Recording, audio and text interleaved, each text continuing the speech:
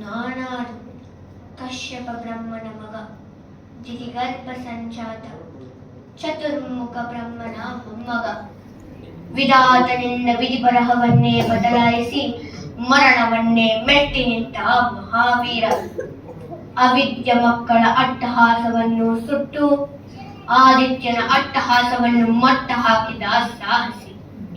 ಅತಳ ವಿತಳ ಸುತಳ ರಸಾತಳ ತಳಾತಳ ಮಹಾತಾಳ ಪಾತಾಳಗಳನ್ನು ಪಾದದಡಿಯಲ್ಲಿ ತುಳಿದಿದ್ದ ಪರಾಕ್ರಮಶಾಲಿ. ಅಡಿ ಇಟ್ಟರೆ ಬಿರಿಯುವುದು ಭೂಮಿ, ತಲೆ ಎತ್ತರೆ ಬೆಚ್ಚುವುದು ಬಾನು, ಕೈ ಎತ್ತರೆ ನಡುಗುವುದು ಸೃಷ್ಟಿ.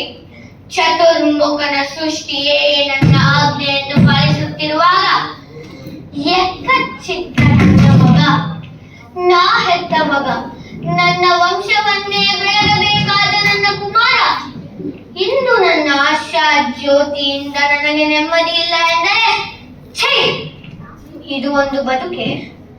ಇದು ಒಂದು ಜನ್ಮವೇ? ಎಂತಹ ದುರ್ವಿಧಿ, ಎಂತಹ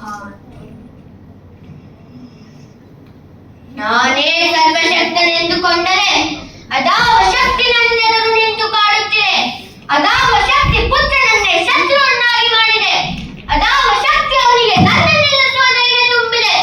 ಅದಾವ ಶಕ್ತಿ ಅವನಿಗೆ ಸಾವು ಬರದಂತೆ ಮಾಡಿದೆ.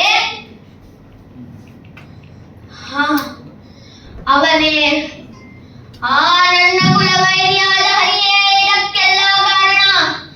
ಗೆಲವೆಲವೋ ಹರಿ, ಕಪಟಿ, ವಂಚಕಿ, ನನ್ನ ಮಗನ ಹೃದಯತಾಳವನ್ನು ಹೊಕ್ಕು ಅವನ ತಲೆಯನ್ನು ಕೆಡಿಸಿ ಮರವನ್ನಂತೆ ಆಡಿಸುತ್ತಿರುವೆಯಾ?